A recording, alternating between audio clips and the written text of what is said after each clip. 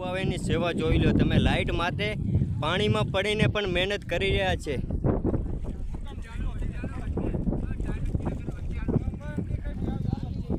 આવી બધી હાલત થઈ ગઈ છે.